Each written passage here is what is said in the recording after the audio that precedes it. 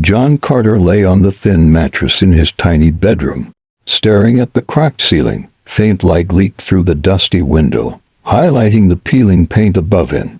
In the cramped kitchen, Mary, his wife, sliced the last piece of bread into 4 uneven chunks. This isn't enough, she thought bitterly. In the living room, their children, Emily and Noel, played on the worn carpet. They didn't notice the chipped walls or faded curtains, for now, their world was just play. The 4 of them sat around a wobbly wooden table, chewing dry bread in silence. John forced a smile at his children, but Mary kept her eyes on her plate. Mary's gaze swept over the bare table. No milk, no eggs, no fruit. Just bread and weak tea, Mary thought.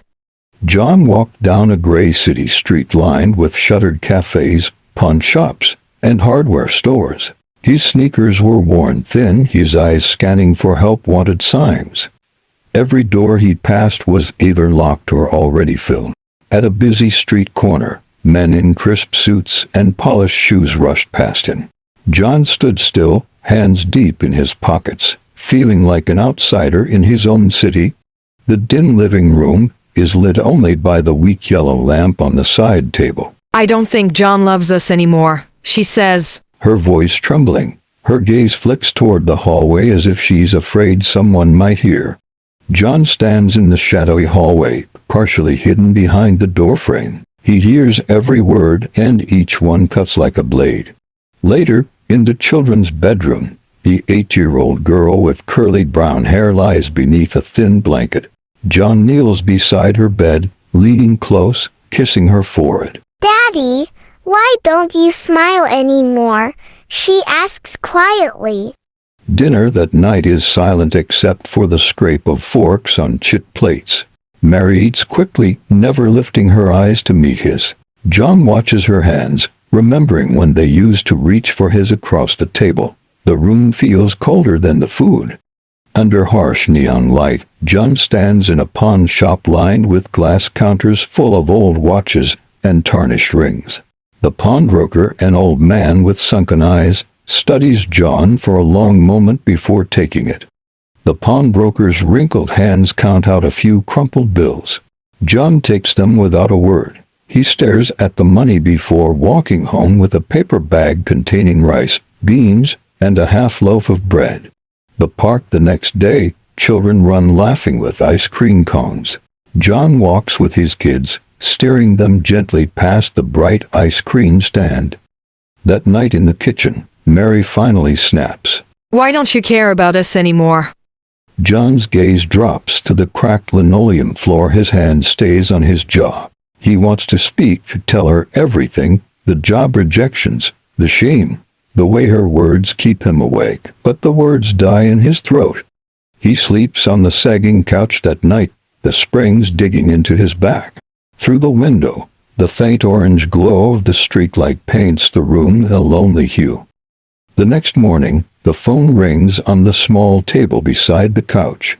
John answers, and for the first time in days, the corners of his mouth lift. Yes, I can be there tomorrow, he says quietly, hope flickering in his voice. He washes his only good shirt in the kitchen sink. Steam rises from the water as he scrubs, then lays it flat on a towel to iron. He rubs cooking oil into his scuffed shoes until they shine in the dull light. The warehouse office smells of dust and old wood. Behind the desk sits a stocky man with a clipboard. John sits across from him, back straight, answering questions with calm determination. Walking home through the industrial district, John passes rusted fences and graffiti-covered walls. He doesn't know if he got the job, and the uncertainty hangs heavier than the evening air. At dusk, John sits on the couch staring at the silent phone.